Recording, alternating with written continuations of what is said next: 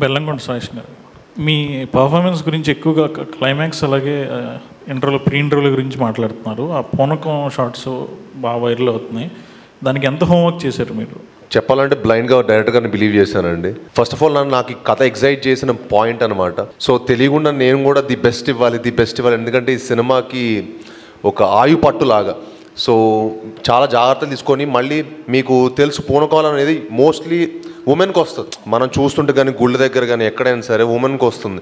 Actually నిన్న నాకు ఒక జర్నలిస్ట్ గారు చాలా మంచి కాంప్లిమెంట్ ఇచ్చారు. సార్, మామూలుగా పూనకం అనేది లేడీస్కి వస్తుంది, కానీ మీరు చేస్తే అది చాలా బిలీవబిలిటీగా ఉండింది. అండ్ అంత ఈజీ కాదు, చాలా ఛాలెంజింగ్గా తీసుకున్నట్టున్నారు మీరు. ఎందుకంటే చాలా కత్తుపేద సాధనలాగా అండి. ఏంటంటే అది వెరీ ఛాలెంజింగ్.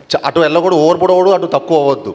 సో ఆ కరెక్ట్ మీటర్ని పట్టుకోవడం అనేది చాలా టఫ్. బట్ లక్కీలీ నేను డైరెక్టర్ గారు కరెక్ట్ మీటర్ పట్టుకొని దాన్ని చేయడం జరిగింది. లిటరలీ గూస్ బంప్స్ అండి. అయితే ఎన్ని టేక్స్ తీసుకున్నారు దానికి? థ్యాంక్ యూ అండి.